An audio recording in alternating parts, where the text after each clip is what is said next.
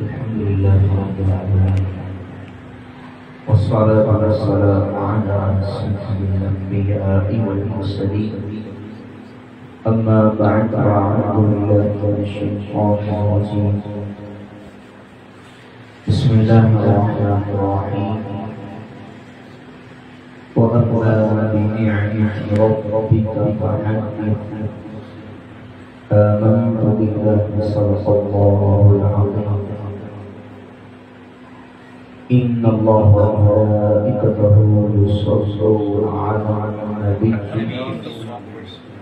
يا أيها الذين آمنوا صلوا عليه وسلموا تسليما اللهم صل على سيدنا ومولانا محمد وبارك وسلم. الحمدللہ اللہ تعالیٰ کے فضل و کرم سے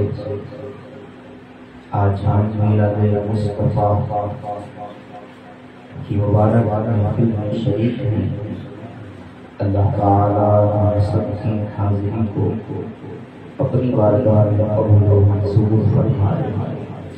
اللہ تعالیٰ ماہ میلاد مصطفیٰ ہمیں خوب عقیدت و احترام کے ساتھ منانے کی توفیق عطا فرمائے. اللہ تعالیٰ قرآن پاک میں ارشاد فرماتا ہے اپنے بندوں سے یہ ارشاد فرماتا ہے کہ اپنے رب کی نعمتوں کا چرچا کرو. سوال یہ ہے کہ نعمت کا چرچا کیسے کیا جاتا ہے؟ کیا بند کمرے میں کوئی کسی کا ذکر کر رہا ہو تو بند کمرے میں کیا جانے والا ذکر کیا یہ کہا جا سکتا ہے کہ جو بند کمرے میں ذکر کیا جا رہا ہے یہ اس ذکر کا چرچا ہے؟ ہرگز نہیں کہا جا سکتا. کوئی کسی کی تعریف بند کمرے میں کر رہا ہے تو یہ کیسے کہا جا سکتا ہے کہ جناب اس کی تعریف و توصیف بیان ہو رہی ہے؟ تو چرچا کرنے کے ذرائع ہوتے ہیں. اگر آپ چند لوگوں میں کسی کا ذکر کریں گے تو وہ ان لوگوں تک محدود رہے گا، لیکن جیسے جیسے ذرائع بڑھتے جائیں گے ویسے ویسے چرچا بھی بڑھتا جائے گا. تو جس چیز کا چرچا ہم کر رہے ہیں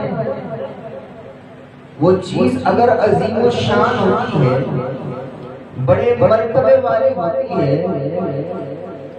بڑے کمال والی ہوتی ہے تو اس کا چرچا بھی کمال کے ساتھ کیا جاتا ہے. ہمارے نبی صلی اللہ علیہ وسلم ایسے کمال والے ہیں کہ آپ کے کمال کو بیان نہیں کیا جا سکتا. آپ ایسے جمال والے ہیں کہ آپ کے جمال کو نہیں بیان کیا جا سکتا. آپ ایسی عظمت والے ہیں کہ آپ کی عظمت کو بیان نہیں کیا جا سکتا. آپ ایسی شان والے ہیں کہ آپ کی شان کو بیان نہیں کیا جا سکتا. اور آپ ایسی رب کی نعمت ہیں کہ آپ جیسی نعمت کا چرچا کوئی کر ہی نہیں سکتا. لیکن پھر بھی اللہ تعالیٰ کے حکم پر عمل کرتے ہوئے ہم اللہ تعالیٰ کی اس نعمت جو اللہ تعالیٰ نے ہمیں یہ عظیم و شان نعمت عطا فرمائی ہے، ہم اس مبارک ہستی کا ذکر خیر کر کے رب تعالیٰ کے فرمان پر عمل بھی کرتے ہیں اور حضور صلی اللہ علیہ وسلم کے ثنا خانہ میں حضور صلی اللہ علیہ وسلم کا میلاد منانے والوں کا نام شامل کر لیا. ہم اپنے رب کے فرمان پر عمل کر رہے ہیں. اب چرچا کرنے کا یہ انداز ہے. جب ہم نے اپنے گھر پر نبی صلی اللہ علیہ وسلم کے نام کا جھنڈا لگایا, کسی نے پوچھا یہ جھنڈا کیوں لگایا ہے, تو جواب آیا آمد مصطفیٰ ہے. آمد مصطفیٰ کی خوشی میں جھنڈا لگایا ہے. تو یہ نعمت کا چرچا ہوا. جب لائٹیں لگائی, کسی نے پوچھا یہ گھر پہ روشنی کیوں کی ہے, تو آپ نے جواب دیا دو عالم کی روشنی جو پھیلانے والے ہیں وہ تشریف لا رہے ہیں, ان کی آمد کی خوشی میں میں نے اپنے گھر کو سجایا ہے. لیکن نعمت کا چرچا ہے. تو اس طرح جس انداز سے ہم حضور کا جشن ولادت مناتے ہیں, وہ اللہ کی نعمت کا چرچا کرنے کا ایک ذریعہ ہے. لیکن جب ہم اس نعمت کے چرچے کرنے کے ذرائع کو اختیار کرتے ہیں, تو ہم تو میلاد مناتے ہیں محبت کے ساتھ, ہم میلاد مناتے ہیں عشق کے ساتھ. لیکن اس عشق و محبت کو کچھ لوگ ایسے بھی ہوتے ہیں جو ہضم نہیں کرتے, اور ان کی طرف سے مختلف قسم کے اعتراضات آتے ہیں. جناب کہتے ہیں کہ جھنڈا لگانا کہاں سے ثابت ہے, یہ جھنڈا کس صحابی نے لگایا, کیا نبی صلی اللہ علیہ وسلم نے اپنی ولادت کا جھنڈا لگایا؟ نہیں لگایا. تم کیوں لگاتے ہو؟ تو اس طرح کے مختلف قسم کے اعتراضات آتے ہیں, اور اس کا مختصر جواب یہ ہے, اور تفصیل کے ساتھ جواب کے لیے وقت بھی درکار ہے, وقت بھی جانا چاہیے.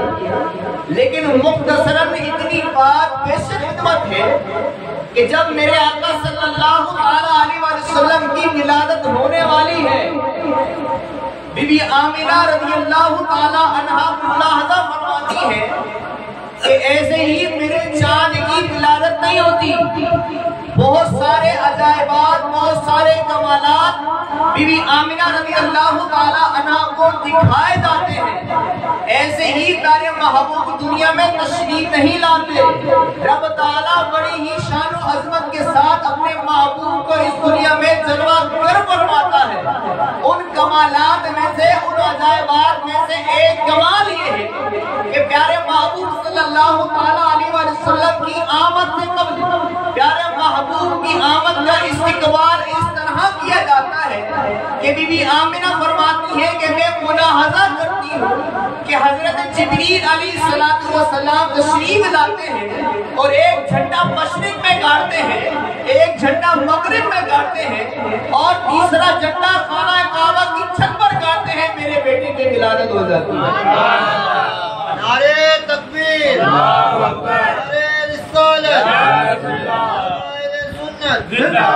پیارے محبوب صلی اللہ علیہ وسلم کی آمد کی خوشی میں جو فرشتوں کے سردار ہیں وہ جھنڈے گاڑنے کے لیے تشریف لا رہے ہیں. سوال یہ ہے, کیا حضرت جبریل جھنڈے گاڑتے نا؟ اگر حضرت جبریل علیہ السلام جھنڈے نہیں گاڑتے, کیا پیارے محبوب دنیا میں تشریف نہیں لا سکتے؟ دنیا میں تشریف لا سکتے تھے. لیکن پیارے محبوب کی آمد کا استقبال اس شان سے کیا جا رہا ہے کہ لوگ آئندہ وقتوں میں اپنے لیڈروں کا استقبال جھنڈوں کے ذریعے کرتے.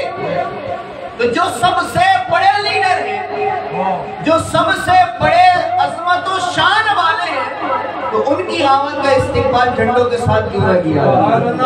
تو ان کی آمد کا استقبال جھنڈوں سے کر کے یہ ثابت کر دیا کہ دنیا میں اس ہستی کا استقبال جھنڈوں کے ساتھ کیا گیا ہے. سب سے پہلے وہ اعزاز پیارے محبوب صلی اللہ علیہ وسلم کی ذات کو حاصل. تو اگر ہم جھنڈے لگاتے ہیں تو حضرت جبریل علیہ السلام کی ادا کو ادا کر رہے ہیں. تو ہمیں عقیدت و احترام کے ساتھ اپنے محبوب صلی اللہ علیہ وسلم کی آمد کی خوشی میں جھنڈا لگانا چاہیے. جب ہم نے اپنے پاکستان کی محبت میں جھنڈا لگایا, جب ہم نے اپنی پارٹی کا جھنڈا اپنے ہاتھ میں لیا, تو نبی صلی اللہ علیہ وسلم کے جھنڈے سے ہم کو محروم رہے. نبی صلی اللہ علیہ وسلم کا جھنڈا تو ایسا ہے کہ قیامت کے دن بھی اسی جھنڈے کا سایہ ملے گا۔ نبی صلی اللہ علیہ وسلم کے جھنڈے تلے قیامت کے میدان میں جو ہوگا وہ نجات پا جائے گا، اور جسے یہ سایہ نہیں ملے گا وہ حسرت بھری نگاہوں سے ہی دیکھتا رہے گا۔ تو آج جس کے ہاتھ میں نبی کی محبت کا جھنڈا ہوگا انشاءاللہ قیامت کے دن اسے نبی کریم صلی اللہ علیہ وسلم کی ذات گرامی سے ایسا حصہ ملے گا کہ انشاءاللہ قیامت میں ہی اس حصے کو دیکھنا نصیب ہوگا، اور اس وقت ہمیں یہ پتہ چلے گا کہ جو ہم نے اپنے نبی صلی اللہ علیہ وسلم کی محبت میں اپنے ہاتھوں میں جھنڈا لیا تھا، آج اس کا سایہ ہمیں نصیب ہوگا۔ تو پیارے محبوب صلی اللہ علیہ وسلم کی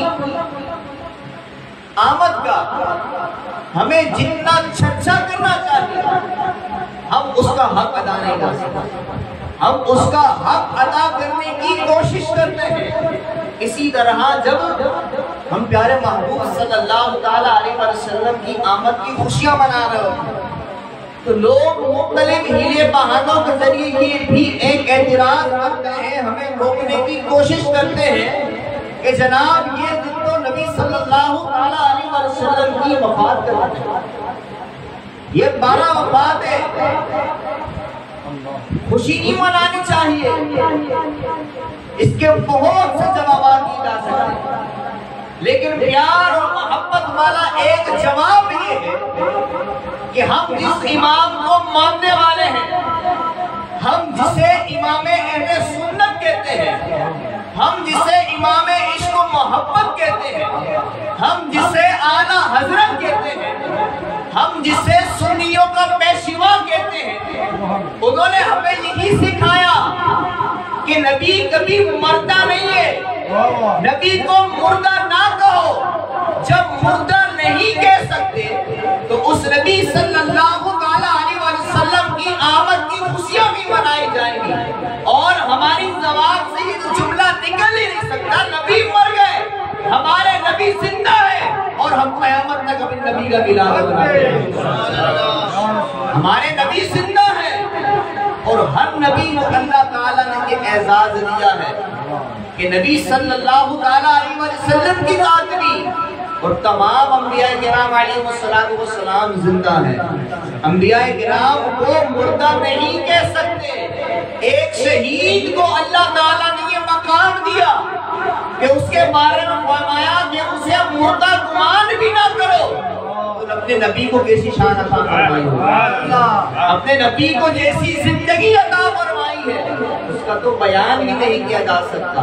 اسی لیے ہمارے امام نے کہا تو زندہ ہے واللہ، تو زندہ ہے واللہ، تو زندہ ہے واللہ، تو زندہ ہے واللہ،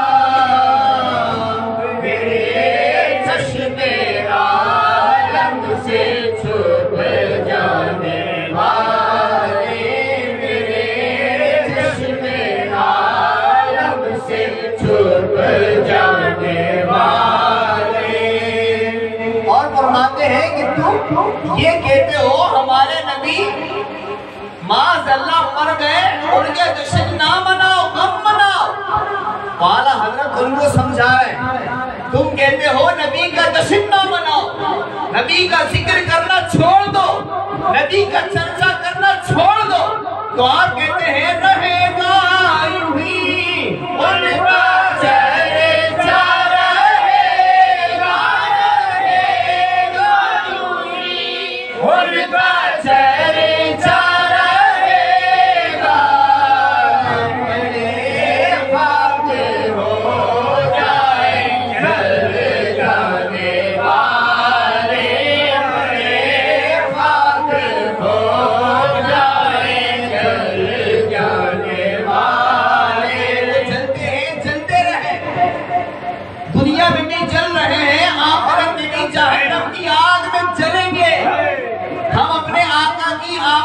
خوشیاں منا رہے ہیں، ہم اپنے گھر کو سجا رہے ہیں، انشاءاللہ ہماری قبر بھی روشن ہو جائے گا۔ اللہ تعالی ہم سب کو پیارے محبوب کا میلاد منانے کی توفیق دے۔ جب انشاءاللہ دنیا میں خوش ہو رہے ہیں تو انشاءاللہ آخرت میں بھی اللہ تعالیٰ اپنے محبوب کے صدقے ہمیں جنت کی خوشیاں عطا فرمائے گا۔